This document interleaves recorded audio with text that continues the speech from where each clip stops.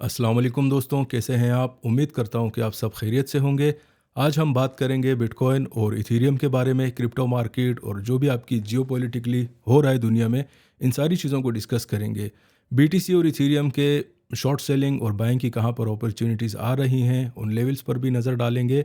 और last video में जो मैंने आपको अपडेट दी थी, काफ़ी ज़्यादा प्रिसाइज थी और अगर आपने सही तरीके से उसको फॉलो किया हो, अक्सर मैं देखता हूँ कि डिस्कॉर्ड के ग्रुप पर जो हमारा ग्रुप है काफ़ी एक्टिव रहता है, लेकिन उसमें एक चीज़ आप ऐसा समझें कि लोगों में अभी भी जब मार्केट आपकी डिमांड जोन्स के आसपास आती हैं तो एक डर और खौफ का माहौल जो है वो बन जाता है।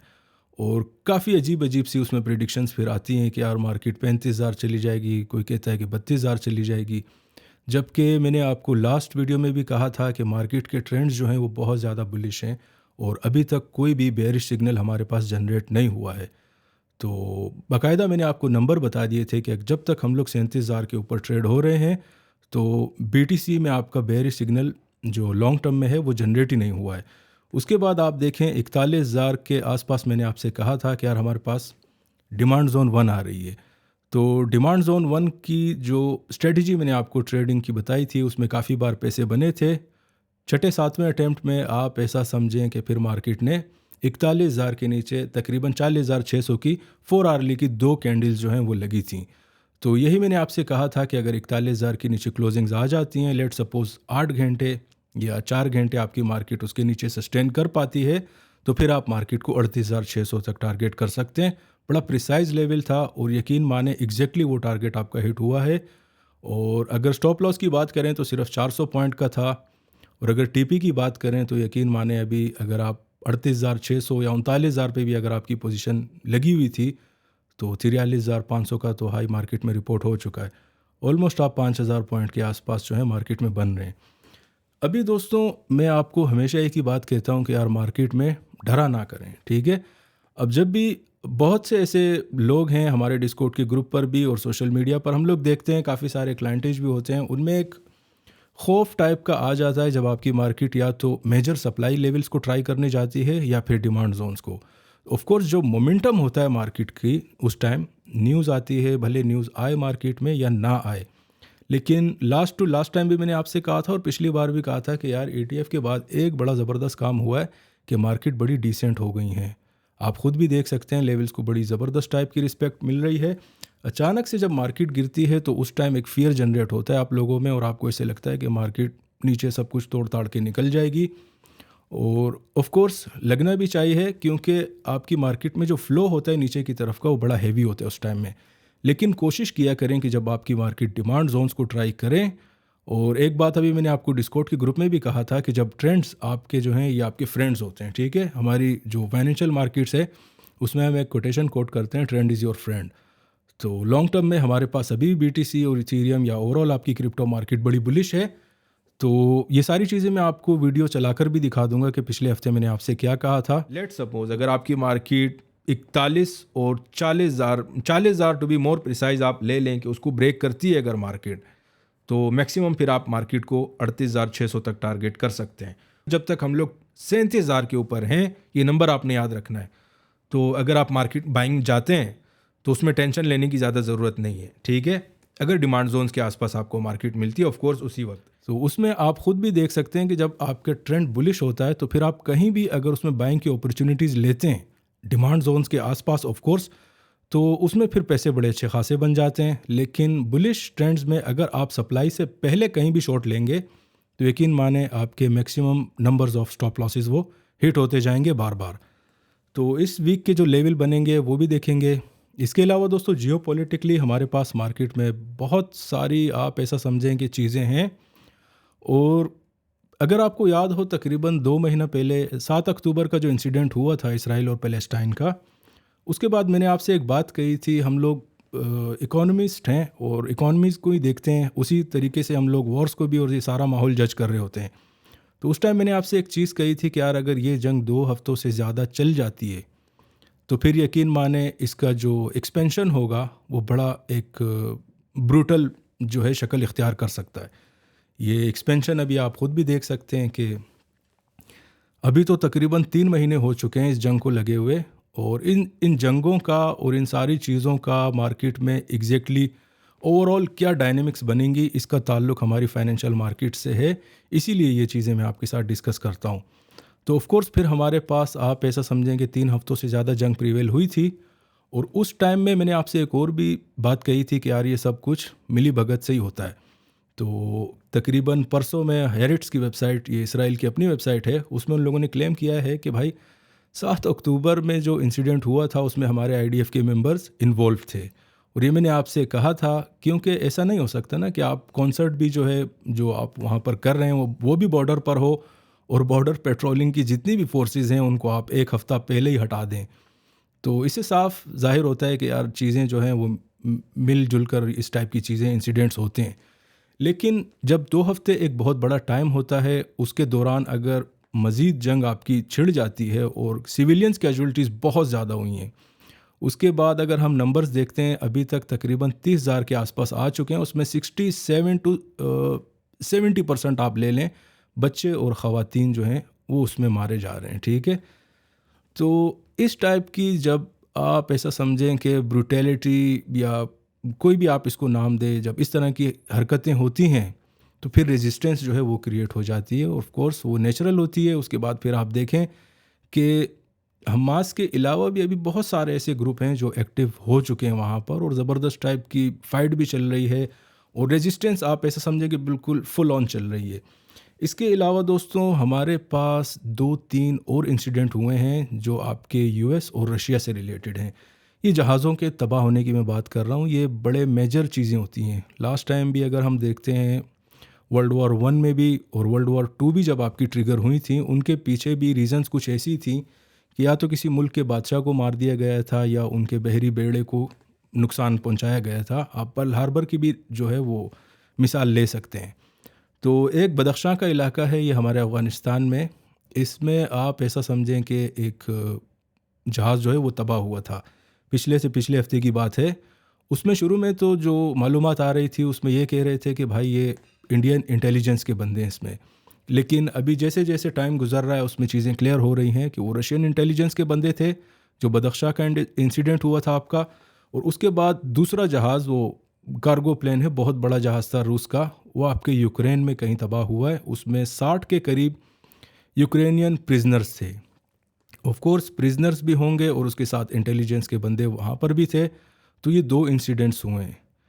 इसके अलावा अगर हम देखते हैं कि ओवरऑल गल्फ़ रीजन में हो क्या रहा है, अब आप यमन की भी सूरत हाल देख सकते हैं कि किस तरह से क्रूड ऑयल की प्राइस ऊपर जा रही है, और इसके साथ साथ अगर आप गोल्ड की प्राइस देखते हैं तो उसमें भी काफ़ी ज़बरदस्त टाइप का बुलिश पैटर्न, उसकी भी फॉर्मेशन हो रही है। हमारे क्रिप्टो मार्केट में भी इसकी इसी टाइप की एक फॉर्मेशन बनी हुई है। और अगर कमोडिटीज़ मार्केट को आप देखते हैं तो इस टाइप के, जब भी आपकी मार्केट में एक अनसर्टेनिटी का माहौल होता है, तो जो आपके सॉलिड एसिड्स होते हैं, जिस तरह आपका गोल्ड हो गया, ऑयल हो गया, अभी के लिए अगर आप डिजिटल एसिड्स में जाते हैं तो बीटीसी हो गया, ये काफ़ी ज़्यादा फिर शूट अप करते हैं। तो इसीलिए इस सारी न्यूज़ का और दुनिया में जो कुछ हो रहा है, इसका ताल्लुक हमारी फाइनेंशियल मार्केट से होता है। इस चीज़ को समझना आपके लिए बहुत ज़रूरी है। ये जो हमारे पास दोस्त हैं जगह जगह पर शॉर्ट सेलिंग करने लग जाते हैं, तो उनके लिए ये बड़ी ज़रूरी चीज़ होती है कि आप जियो पॉलिटिक्स को सही तरीके से फॉलो करें कि दुनिया में माहौल क्या चल रहा है, उसी हिसाब से फिर अगर ट्रेंड भी आपके बुलिश हों तो उसी में रहें, तो वो एक ज़्यादा अच्छी स्ट्रेटजी होती है।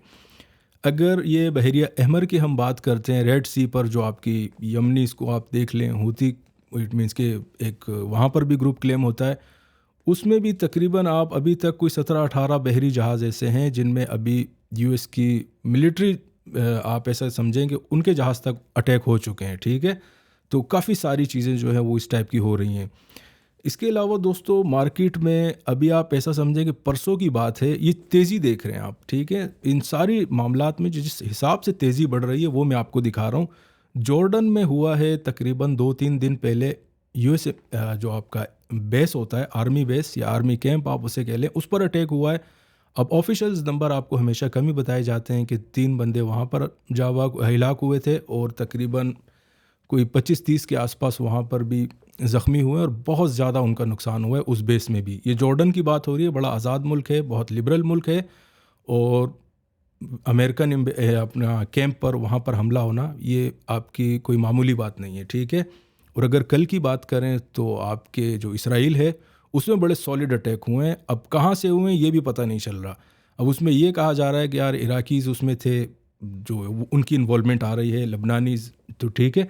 अब इन्फेंट्री जो आपकी मूव हो रही है वो आपके फ़लस्तीन से हटकर आप ऐसा समझें कि लेबनीज़ बॉर्डर्स पर जा चुकी है। और लेबनीज़, अगर लबनान की हम बात करते हैं तो बड़ा ज़बरदस्त टाइप का मुल्क है, काफ़ी लिबरल मुल्क है, और अब उसके बॉर्डर्स पर फाइट ऑलमोस्ट पिछले हफ्ते से ही चल रही है। लेकिन अभी जो मेजर उनके जो इक्विपमेंट्स हैं उनकी डिप्लॉयमेंट इसराइल ने की है लबनान की तरफ, और दूसरा ईरान की तरफ भी। उसमें कहा जा रहा है कि इन सबको जितने भी होतीज़ हैं आगे पीछे जितने भी छोटे मोटे ग्रुप हैं इनको प्रॉक्सीज कहते हैं। तो इनको जो रन कर रहा है या इनका जो मास्टर माइंड है वो ईरान है। तो ईरान की तरफ भी काफ़ी ज़्यादा आप ऐसा समझें कि अभी माहौल बन रहा है। और लबनान की अगर बात करें तो उसमें तो बिल्कुल ही चीज़ें तैयारी की तरफ जा चुकी हैं कि एक मेजर कॉन्फ्लिक्ट जो है वो एस्केलेट हो सकता है किसी भी वक्त। तो ये सारी हमारी जियोपॉलिटिक्स थी कि इनको आप इग्नोर या अवॉइड नहीं कर सकते। और ये सिलसिला तभी से जुड़ा था, मैंने आपको काफ़ी क्लियरली कह दिया था कि यार 2-3 हफ्ते से ऊपर अगर ये मामला रहा फ़लस्तीन और इसराइल का तो एक्सपेंशन बड़ी तगड़ी आने वाली है, और अभी हमें ग्राउंड पर ये चीज़ें नज़र भी आने वाली हैं। ठीक है, हो रही हैं बाकायदा, आप ख़ुद भी देख सकते हैं। इसके अलावा दोस्तों अगर हम मार्केट पे नज़र डालें तो कल हमारे पास इंटरेस्ट रेट का जो है उसका भी डिसीजन है। वो आगे आपको मैं इकोनॉमिक कैलेंडर पर जब चलेंगे तो उसमें भी बता दूंगा। जैसे लास्ट टाइम मैंने आपसे कहा था कि यार कोई हमारे पास बढ़ाने की या घटाने की न्यूज़ नहीं आ रही है, 5.50 है तो उतना ही रहेगा, एग्जैक्टली वैसा ही हुआ था। तो इकोनॉमिक कैलेंडर पर उसको भी क्लियर करेंगे। एक और चीज़ है दोस्तों, हमारे पास आपकी अर्निंग्स आ रही हैं आज रात को, तो ये बड़ा इम्पेक्ट करेंगी मार्केट में। इसमें हमारे पास माइक्रोसॉफ्ट की अर्निंग है, आपके गूगल की है और AMD की है। तो ये तीनों बहुत बड़ी कंपनी है। माइक्रोसॉफ्ट के बारे में आपको बता दूं कि पिछले हफ्ते उसका जो मार्केट कैप है वो $3 ट्रिलियन को हिट हुआ है। और जब अब इनका जो है ना दारोमदार, आपकी इन तीन कंपनियों का जो डेटा है ये बहुत ज़्यादा काउंट करेगा आपकी इक्विटी मार्केट को मूव करने के लिए। काफ़ी डिटेल में मैं आपको ये चीज़ें समझा रहा हूँ, यकीन माने आप इसको गौर से समझने की कोशिश करें। ठीक है, अगर ये डेटा स्पेशली हमारे पास जो बड़ी जाइंट कंपनियां हैं आपकी, जैसे माइक्रोसॉफ्ट हो गया, अभी AMD बहुत सॉलिड प्रोजेक्ट्स पर काम कर रहा है AI से रिलेटेड, और मुझे लग रहा है कि एनवीडिया को भी ये पीछे छोड़ देगा जिस हिसाब से इनकी जो मिनी चिप्स हैं आपकी 3 नैनोमीटर और आगे पीछे बहुत सारी चीज़ें बना रहे हैं। प्रोसेसर में ही ऐसे ग्राफिक्स लगा रहे हैं कि आपको ग्राफिक्स कार्ड लेने की ज़रूरत नहीं पड़ रही। तो इतनी तेज़ी आपकी AMD के एंड पर आ रही है। तो अगर इंटेल से देखें तो अभी भी अच्छा परफॉर्मर आपका AMD रहा है। तो इसके बाद दोस्तों अर्निंग्स जो हैं ये हमें डिसाइड करेंगी। अगर अच्छी आ जाती हैं तो इक्विटी मार्केट्स और पंप करेंगी। और लास्ट टाइम तकरीबन 2-4 महीने से मैं आपसे अभी कह रहा हूँ कि हमारी क्रिप्टो मार्केट जो है वो अभी के लिए आपकी इक्विटी मार्केट्स को, अगर उनके चार्ट्स आप ओवरले करते हैं, 1-to-1 फॉलोइंग हो रही है। तो ये अर्निंग्स आपने देखनी है। अगर अर्निंग्स अच्छी आ जाती हैं तो ऑफकोर्स इक्विटी मार्केट आपकी और भी ऊपर जाएगी, और जब इक्विटी मार्केट आपकी ऊपर जाती है तो फिर ऑफकोर्स क्रिप्टो मार्केट उसको फॉलो करने जल्दी से आ जाती है। इसके अलावा दोस्तों हमारे पास एक लास्ट न्यूज़ है जो कल ट्रिगर की हुई है। ठीक है, अब मैंने देखें, आप शुरू से ही मैं कहता हूँ जो मार्केट में हो रहा होता है ये प्लॉट होता है। ठीक है, पहले से एक माहौल बनाया जाता है। अब परसों से मार्केट में एक न्यूज़ आई है एवरग्रैंड की। ये हर साल के शुरू में आ जाती है US से ही, जब मार्केटें इनको, आपको वो कहते हैं ना कि एक सीधे हाथ का दिखाकर उल्टे हाथ का लगा देना। तो अभी हमारे पास एक तो आपकी मार्केट्स बहुत ज़्यादा बुलिश हैं, लेकिन उसके साथ एवरग्रैंड्स का जो है ये एक प्लॉट या एक हल्का पुल्का जो है इसको छोड़ दिया है मार्केट में। और हांगकांग की अदालत से उसमें एक न्यूज़ आई है कि यार ये कंपनी जो है लिक्विडेट हो गई है।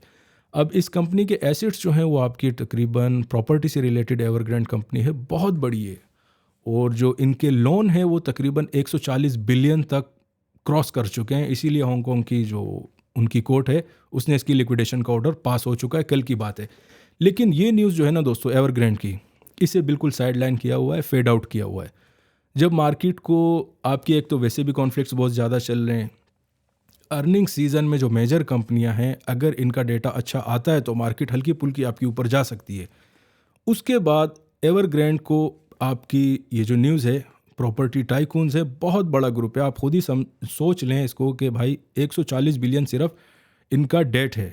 तो इससे आप अंदाज़ा लगा लें कि कंपनी खुद कितनी बड़ी होगी। और लास्ट ईयर भी इसी की न्यूज़ को डालकर आपकी एक्विटीज़ मार्केट को बड़ा ज़बरदस्त तरीके से नीचे लाए थे, और उसमें फिर हमारी क्रिप्टो मार्केट जो है उस पर पूरा इसका इम्पैक्ट आया था, वो भी नीचे की तरफ गई थी। तकरीबन मेरे ख्याल में 25,000 से लेकर कोई 21,000 का या 19,600 के आसपास का लो लगा था। ये 2023 के शुरू की मैं बात कर रहा हूँ। तो अभी भी हमारे पास एवरग्रैंड जो है इसको डाल दिया गया है मार्केट में। अर्निंग्स के बाद या बड़ी मेजर कंपनीज़ का डेटा जैसे ही कवर अप हो जाता है, मार्केट्स ने जो भी हाई लगाना होगा वो लगा लेंगी। उसके बाद इस न्यूज़ को इन करके, मैंने आपको बताया ना, एक प्लॉट शुरू में बता देते हैं, अगर आप उस पर सही तरीके से नज़र नहीं रखते तो फिर इन चीज़ों को आप, इट मीन्स कि आपको पता नहीं होता और आप मार्केट जो है उसकी डायरेक्शन पकड़ नहीं पाते। तो जैसे ही हमारे पास हाई रिपोर्ट होंगे मार्केट में, उसके बाद फिर आप देखेंगे कि एवरग्रैंड की न्यूज़ को इन करके आपकी मार्केट में अच्छी खासी करेक्शन भी लाई जा सकती है। और ओवरऑल अगर हम माहौल को देखते हैं, हमारे पास गल्फ़ रीजन में क्या है हो रहा है, या आपकी जियोपॉलिटिकली दुनिया में ओवरऑल क्या हो रहा है, तो उसका माहौल भी कुछ इतना ख़ास नहीं है। एस्केलेशन है, जो एक्सपेंशन वॉर्स की है वो दिन ब दिन बढ़ती जा रही है। एक और चीज़ मैं आपको बता दूं कि टेक्सास की जो रियासत है आपकी, यूएस की बहुत बड़ी रियासत है, उसको 17 और रियासतों ने बॉर्डर पेट्रोलिंग पर लगा दिया है। उसको अपनी, आप ऐसा समझें कि हिमायत कर दी है कि फेडरल गवर्नमेंट के अगेंस्ट, ठीक है। उनके आइन में लिखा हुआ है कि हमारी जो ये रियासती उनका जो आइन है, वो अगर स्टेट को थ्रेट हो किसी भी चीज़ से, लेट सपोज आजकल जो उनका चल रहा है टेक्सास में, आपकी अमेरिका की बात कर रहा हूँ, उसमें ये न्यूज़ चल रही है भाई कि वहाँ पर आपके जो रिफ्यूजीज़ हैं वो बहुत ज़्यादा अंदर आ रहे हैं, और उसमें कोई उनके, आप ऐसा समझे कि चेक एंड बैलेंस या केवाईसी नहीं हो रही, आवाम या पॉपुलेशन बहुत ज़्यादा हो रही है, और वहाँ की जो रियासतें हैं वो उन्हें काबू नहीं कर पा रही। फेडरल गवर्नमेंट इसके हक़ में है कि यार जितने लोग अंदर आ रहे हैं आने दो, नो प्रॉब्लम।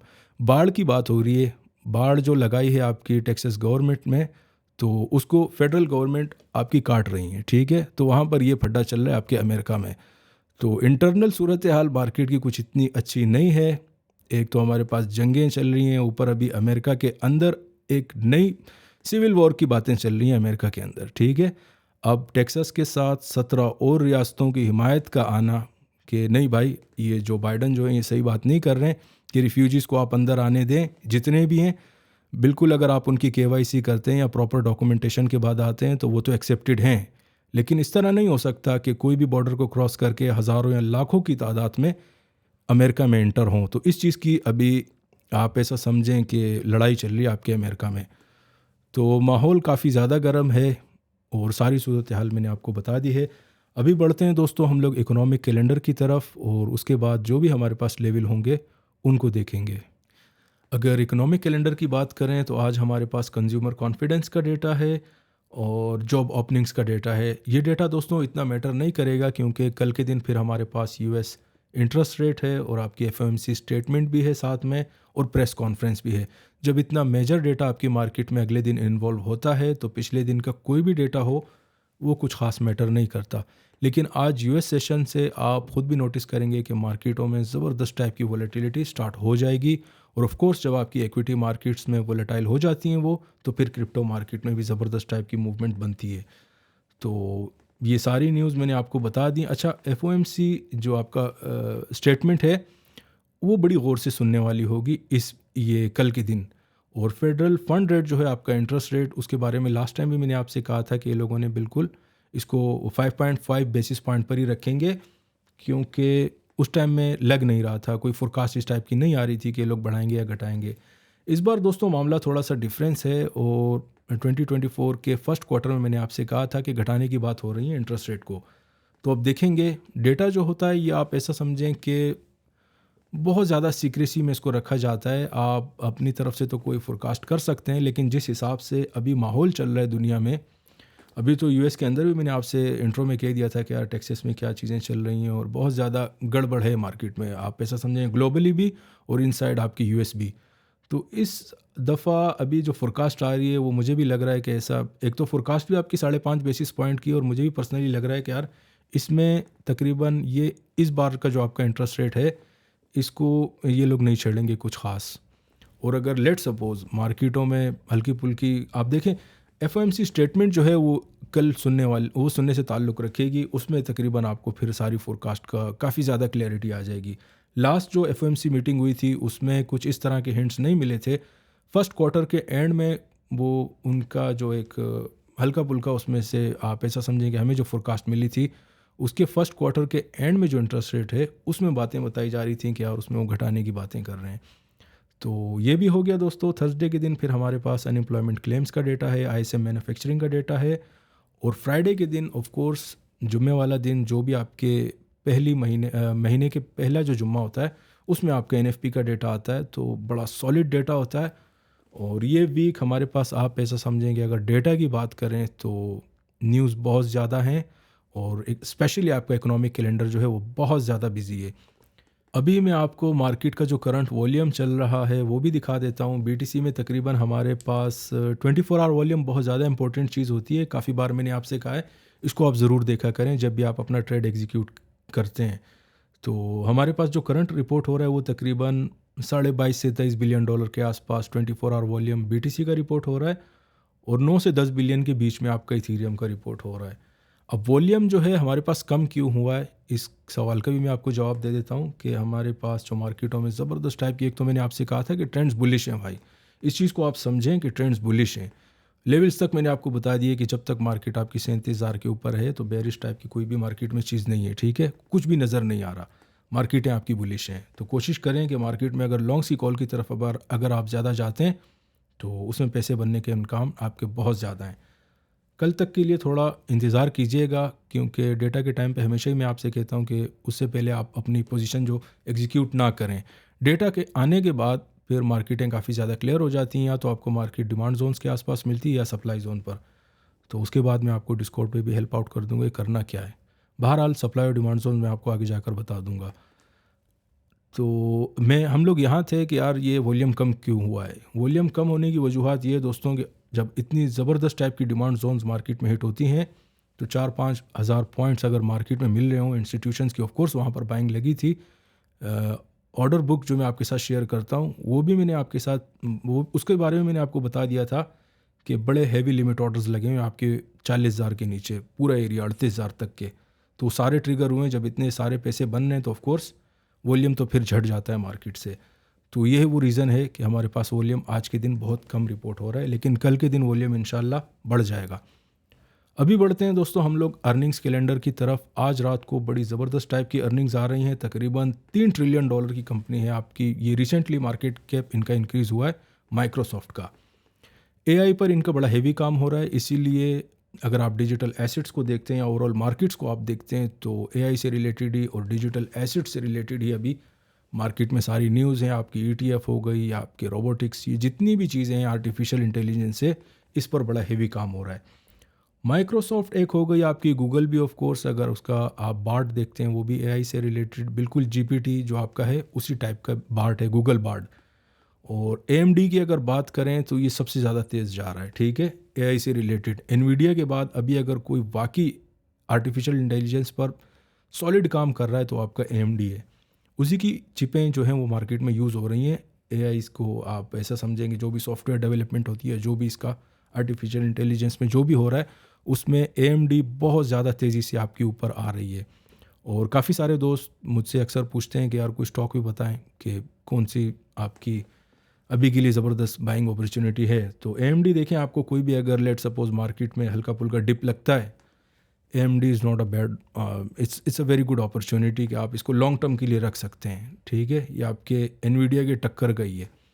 और अगर इनकी चिपों के बारे में बात करें भाई, तो प्रोसेसर्स के अंदर ही मैंने आपसे कहा है कि इसमें ग्राफिक्स कार्ड इतने हैवी लगा दिए हैं कि वो बड़े नैनोमीटर्स तक जो है, ये 2-3 नैनोमीटर्स तक इनकी टेक्नोलॉजी आ चुकी है। तो एएमडी का फ्यूचर इंशाल्लाह बड़ा ब्राइट लग रहा है। ये भी हो गया दोस्तों। और इसके अलावा मुझसे काफ़ी सारे दोस्त जो हैं वो पूछते रहते हैं यार सीखने सिखाने वाली बातें, ये काफ़ी बार बताते रहते हैं कि यार हमें आप बताएं कि किस तरह हम लोग इसको करें। तो दोस्तों आपसे ये गुजारिश है कि ये सारी चीज़ें जो मैं आपको बताता हूँ इसमें देखें, जो मेजर चीज़ होती है वो हमारे पास जो ऑडियंस है मेरी जो पर्सनल है, उसमें सीखने सिखाने वाले लोग भी बहुत ज़्यादा हैं, लेकिन यकीन माने इस तरह के लोग बहुत होते हैं जिनको डायरेक्ट जो है वो चाहिए होते हैं कि यार बाइंग अपॉर्चुनिटी कहाँ आ रही है और शॉर्ट सेलिंग की कहाँ पर आ रही हैं।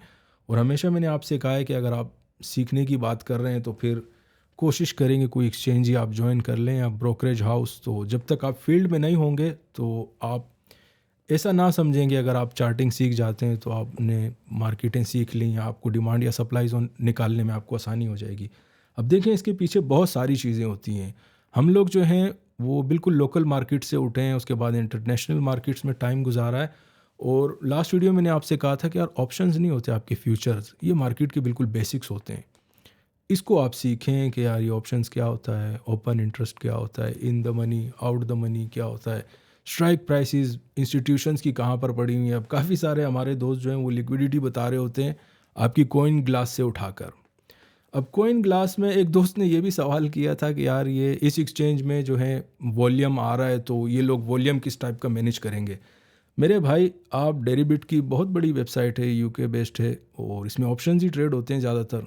आप देख लें उसमें बाइनेंस से ज़्यादा वॉल्यूम होता है, ठीक है। तो इस तरह जिस कंट्री की आपकी जो एक्सचेंजेस होते हैं प्रोटोकॉल सेम सब यूज़ करते हैं, अगर वो ऑन चेन है, ब्लॉक चेन पर हैं या कोई भी प्रोटोकॉल जो आपके अभी के लिए क्रिप्टो मार्केट से रिलेटेड हैं, वही सेम प्रोटोकॉल ही आपकी मार्केट में जो भी मुल्क से अगर कोई एक्सचेंज आ रहा है। अभी आप दुबई को ही देख लें तो यहाँ पर भी तकरीबन सैकड़ों की तादाद में एक्सचेंजेस आ चुके हैं। आपके यूएस में सीएमई है, कितना बड़ा है, शिकागो मर्केंटाइल एक्सचेंज, वहाँ का भी एक्सचेंज है, उसमें आपके लोकल वॉल्यूम भी होता है और ग्लोबल वॉल्यूम भी होता है। आप डेरिबिट को देख लें, ऑप्शंस का बहुत बड़ा प्लेटफॉर्म है आपके पास। आप बाइनेंस को देख लें, बाइनेंस से भी ज़्यादा तगड़ा है आपका डेरिबिट अगर ऑप्शंस और फ्यूचर की ट्रेडिंग की बात आती है। तो इसमें आपको ऑप्शंस और फ्यूचर को जो सीखना, ये एक अच्छी स्ट्रेटजी होती है। अब कॉइन ग्लास में जो आप लिक्विडिटी देखते हैं उस दिन मैं तकरीबन कई बार देख के हंस भी जाता हूँ कि यार हो क्या रहा है मार्केट में, ठीक है, अजीब अजीब सी बातें चल रही होती हैं। अब कॉइन ग्लास में लिक्विडिटी आपको सिर्फ एक दो एक्सचेंजेस की नज़र आती हैं। अब सीएमई में क्या हो रहा है, उसमें स्ट्राइक प्राइसेस कहाँ पर डली हुई हैं, उसका क्या करेंगे आप।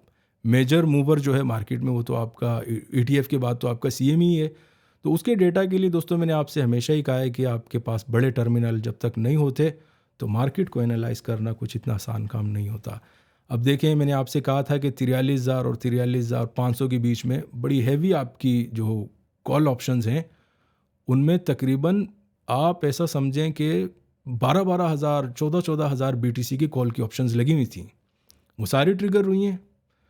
तो अब इसमें ऑप्शंस में और फ्यूचर में बहुत सारी चीज़ें होती हैं। जब तक आप मार्केट में इन नहीं होते, आपके पास टर्मिनल्स का एक्सेस नहीं होता, तो बड़ा मुश्किल हो जाता है कि इंडिविजुअल के लिए कि यार उसको मार्केट को एनालाइज करे या उसको ट्रेंड्स के बारे में पता चले कि हो क्या रहा है। सारा गेम जो है वो पीछे ऑप्शंस और फ्यूचर का ही होता है कि जिसके पास जितनी बड़ी पोजीशन पड़ी हुई है, सप्लाई और डिमांड की बात होती है। हल्के में मैं आपको ये बता देता हूँ कि सेलर्स हमेशा मार्केट में जीतते हैं, ठीक है।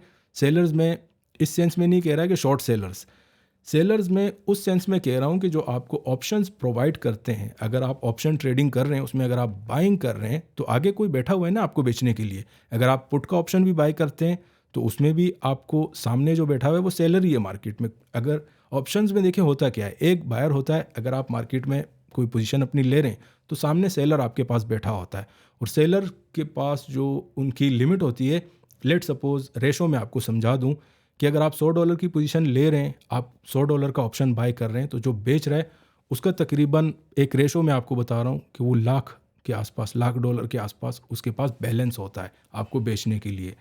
तो इसीलिए वो मार्केट में हमेशा जीतते हैं। हमेशा तो नहीं जीतते, लेकिन आप ऐसा समझें कि ज़्यादातर मार्केट्स में जो ऑप्शन सेलर्स होते हैं उनके टारगेट्स बड़े ज़बरदस्त होते हैं और अगर उनको आप सही तरीके से ट्रैक कर लेते हैं, आपके पास मुख्तलिफ APIs का जो टर्मिनल होता है वो आपके पास बिल्कुल लाइव हो, तो तब आपको फिर काफ़ी सारी चीज़ें समझ आ जाती हैं। अब कॉइन ग्लास में अगर हम देखते हैं तो उसमें हमें ज़्यादातर डेरिबिट के ही नज़र आते हैं या बाइनेंस के छोटे मोटे जो भी एक्सचेंजेस हैं इनके। CME के डेटा के लिए फिर आपको उनकी सब्सक्रिप्शन लेनी पड़ती है और इस तरह के बहुत सारे टर्मिनल्स यूज़ करने पड़ते हैं। इसमें फिर आपके लॉन्ग बिल्डअप होते हैं, शॉर्ट बिल्डअप होते हैं। अगर ओपन इंटरेस्ट आपका बढ़ रहा है तो किस हिसाब से बढ़ रहा है, कहाँ पर, काफ़ी सारी कॉम्प्लिकेटेड चीज़ें यार, ठीक है। तो हमारे पास जो ऑडियंस हैं उनको भाई सीधे सीधे लेवल चाहिए होते हैं, इसीलिए मैं आपको बहुत ज़्यादा इन डेप्थ नहीं लेके जाता। क्योंकि अगर अभी भी आप देखें जो बातें मैं आपके साथ कर चुका हूँ, मेरे ख्याल में जो मुझे देख रहे हैं उनमें से कोई 5-10% ही होंगे जिनको समझ में आ चुकी होंगी, वरना तो सब सर के ऊपर से ही गुजर रहा होगा। तो रहते हैं हम अपनी टॉपिक की तरफ, बढ़ते हैं दोस्तों हम लोग चार्टिंग की तरफ। चार्टिंग की अगर बात करें दोस्तों तो हमेशा की तरह हम लोग स्टार्ट करेंगे बिटकॉइन के चार्ट से और करंट मार्केट प्राइस हमारे पास चल रही है तकरीबन 43,400 से 500 के बीच में, ट्रेंड्स हमारे पास बड़े सॉलिड बुलिश हैं। तकरीबन काफ़ी टाइम से मैं आपसे कह रहा हूँ कि जब तक मार्केट आपकी 37,000 के ऊपर ट्रेड हो रही है भाई, ट्रेंड हमारे पास बड़े सॉलिड बुलिश हैं। कोई भी एक भी आपका नेगेटिव सिग्नल जनरेट नहीं हुआ है कि जिसके बारे में हम कह सकें कि यार अभी मार्केट आपकी बेरिश हो गई है। डिसेंसी मार्केट में आ चुकी है और बड़े तरीके से आपकी मार्केट, अगर आप कोई ट्रेड लगाते हैं तो आपको भरपूर उसमें से, लेट सपोज अगर नेगेटिव मार्केट आपकी जा रही है तो उसमें निकलने का टाइम भी दे रहे हैं। बिल्कुल एक जो प्रॉपर ट्रेडिंग अभी या चार्टिंग हो रही है वो ये टाइम है भाई, ठीक है। आपने खुद भी देखा होगा कि अगर लेट सपोज आपने 41,000 पे ट्रेड लिया है तो मार्केट ने 41,000 के नीचे तकरीबन 8 घंटा ट्रेड हुई है, 12 घंटे उसके आसपास ही, ठीक है। उसके बाद मार्केट 40,000 तक गई, उसके बाद फिर से उठ गई थी। तो डिसेंट मार्केट बहुत ज़्यादा हो चुकी हैं। कल के दिन इस तरह कोई भी माहौल नहीं रहेगा तो कोशिश कीजिएगा कि न्यूज़ तक आप थोड़ा सा इंतज़ार कर लें। या तो एग्जैक्ट डिमांड जोन पर या सप्लाई जोन पर आपको मार्केट मिलती है तो वहाँ पर आप फिर अपनी एग्जीक्यूशन कर सकते हैं। लेवल में आपको बता देता हूँ, हल्की डिमांड हमारे पास आ रही है तकरीबन, मैंने आपको बता दिया 41,700 से 42,000 का एरिया। उसके बाद जो सॉलिड डिमांड जोन है वो तकरीबन 38,600 से लेकर 39,500 का ये पूरा एक्सपेंशन आई है। आपकी जो रेंज है वो थोड़ी सी, इसमें आप ऐसा समझिए पूरा लेवल जो आपका डिमांड जोन का है 38,500-600 से लेकर 39,400-500 का, पूरे 1000 पॉइंट जो हैं ये आपकी पूरी डिमांड जोन 1 है। इसके बाद अगर सप्लाई जोन की तरफ अगर हम आते हैं तो मेजर सप्लाई जोन हमारे पास इस वीक में रिपोर्ट हो रही है 45,600 की, ये सप्लाई जोन 1 है। अगर इसका ब्रेक आता है मार्केट में तो फिर हमारे पास जो सेकंड सप्लाई है वो 49,600-700 वही लेवल है जो लास्ट टाइम मैंने आपको बताया था। मेजर लेवल फिर वही आ रहा है मार्केट में अगर शॉर्ट सेलिंग की बात करते हैं। फर्स्ट सप्लाई मैंने आपको बता दी कि 45,600 से लेकर ये 46,000, पूरा 400 पॉइंट में अच्छी खासी एक सप्लाई है मार्केट में। तो BTC का दोस्तों उम्मीद है आपको समझ में आ चुका होगा। और अभी हम बढ़ते हैं इथीरियम की तरफ। इथीरियम में बड़ी ज़बरदस्त टाइप की मूवमेंट है और करंट मार्केट प्राइस अभी आपकी चल रही है तकरीबन 2314 के आसपास, ठीक है। और इसमें मैंने आपसे कहा था कि 2130 और 2170 ये एरिया जो था, ये तकरीबन पिछली वीडियो में मैंने आपको बताया था कि यहाँ तक मार्केट आ सकती है। सेकेंड डिमांड जोन थी ये हमारे पास मार्केट में, तो वो आपकी एग्जीक्यूट हुई थी उस टाइम। अभी जो हमारे पास डिमांड जोन आ रही है दोस्तों इथीरियम की, वो 2150 से 60 का एरिया है। और अगर सेकेंड डिमांड जोन की बात करते हैं तो वो एरिया आ रहा है तकरीबन 2000 और 2030 के बीच में, राउंड टन आप ऐसा कह सकते हैं कि ये 30-40 पॉइंट जो है आपके, ये सारा एरिया हमारे पास सेकेंड डिमांड जोन है इथीरियम की। सप्लाई हमारे पास एक हल्की सप्लाई 2350 के आसपास है। जब तक इसके ऊपर मार्केट आपकी ट्रेड नहीं होती 4-8 घंटे तो इस लेवल को मार्केट में रिस्पेक्ट मिलेगी, ठीक है। इसके बाद जो हमारे पास पहली सप्लाई है वो मैंने आपको बता दिया कि 2460 और 70 का एरिया आ रहा है मार्केट में। जो एक मेजर सप्लाई की बात कर रहा हूँ 2460 और 70 का एरिया, अगर यहाँ से मार्केट लेट सपोज ब्रेक आता है मार्केट में, कुछ ज़्यादा ही बुलिश होती हैं, 49,000 तक आपका BTC जा रहा है या 48,000 तक मार्केट आ जाती है, तो फिर मैक्सिमम आपकी मार्केट जो है वो लगा सकती है तकरीबन 2670 का एरिया, ठीक है। ये 2670 वही एरिया है जो तकरीबन 2-2.5-3 हफ्ते पहले ही मैंने आपसे कहा था, ETF आने से पहले ही मैंने आपसे कह दिया था कि यार ये 2670 और 2700 का एरिया जो है ये आपकी मार्केट में मैक्सिमम रहेगा। एग्जैक्टली वो लेवल हमारे पास मैक्सिमम बनकर रह चुका है। तो अभी भी हमारे पास जो सेकंड सप्लाई आ रही है वो वही एरिया है जो हमारे पास ऑलरेडी था। फर्स्ट सप्लाई बहरहाल हमारे पास 2460 और 70 का एरिया है। यहाँ से मार्केट को एक बार तो ज़रूर रिस्पेक्ट मिलेगी अगर शॉर्ट सेलिंग में जाते हैं तो ये तो थी दोस्तों ओवरऑल मार्केट्स की जियोपॉलिटिक्स कवर हो चुका है। अब ये वीडियो इसलिए इतनी लंबी हो गई है कि आपको तकरीबन सारी सूरत हाल जो है मार्केट में इसका मालूम होना बहुत ज़रूरी होता है।